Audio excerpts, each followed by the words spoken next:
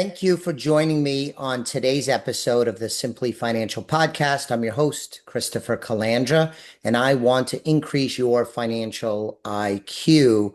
The title of today's episode is Ticking Time Bomb in Your 401ks. Isn't that catchy? So let's set the table. 401ks are fabulous, in my opinion.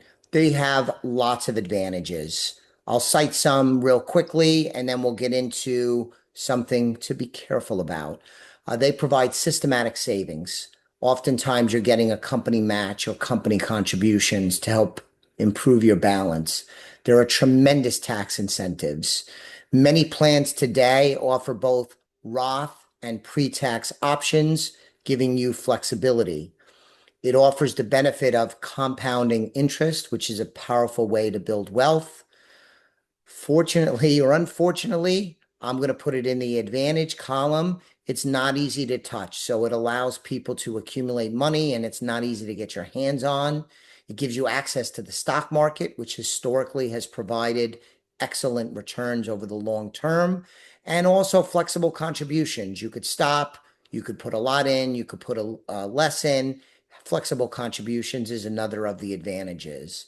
So let's get into what I want you to be aware of, the ticking time bomb in 401ks. The reality is, if you are a smart and successful and you amass a lot of money in your 401k, notably pre-tax money, where you make a contribution, the company makes a contribution too, and you get a tax deduction. That means when you take the money out later in life, you're going to pay taxes on those withdrawals. You're not using Roth in this illustration. So the knee-jerk reaction, fast forward to the out years when you're retired and you're older and hopefully have built up quite a bit of wealth and have financial security, most people, their knee-jerk reaction is not to touch their pre-tax money, to leave that last and withdraw that money as late as possible because they're being tax sensitive and they don't want to touch that money. It's common sense, but the way that the rules are applied today, or the rules exist today, that creates the ticking time bomb I'm sharing with you. So the money grows and grows. You're getting the benefit of compounding returns. Hopefully you're getting great returns over the years and decades. And then when you get to either age 73 or age 75, depending on your birth year, required minimum distributions kick in. So there's lots of information about the required minimum distributions. I'll assume you have a basic appreciation that at a certain age, the IRS requires you to take money out of your pre-tax retirement accounts, including 401ks. And the purpose of this is so they could tax the money. So they take your age, they take your account balance and pre-tax accounts, and they tell you how much at a minimum you have to take out every year. So if you are a good saver, a good investor, and amass a lot of money, and if you take the easy, seemingly common sense approach, you could run into a problem. The problem is that required minimum distributions, when the IRS mandates that you take money out, that can push you into a higher income tax bracket at the federal and possibly the state level, meaning that you might pay more in taxes than you might otherwise have paid with some better planning and some increased foresight. Another negative is that it could create taxes on your Social Security benefits. That's not a good thing. And also, it might, if the RMD is large enough, expose you to Medicare premium surcharges, which broadly speaking is increased taxes, or will cost you more to get money out of your account. Now, I will grant you, this is a high quality problem. This is a high quality problem because that means that you might have millions of dollars in your 401k. We should all be so fortunate and wise to create such financial security. So acknowledging that this is a high quality problem, there are ways that you can manage this and mitigate this. And this is work that we do here at Elliott Wealth Management with our clients regularly. And we're not going to give individual advice here, but there are some ways to manage this potential ticking time bomb.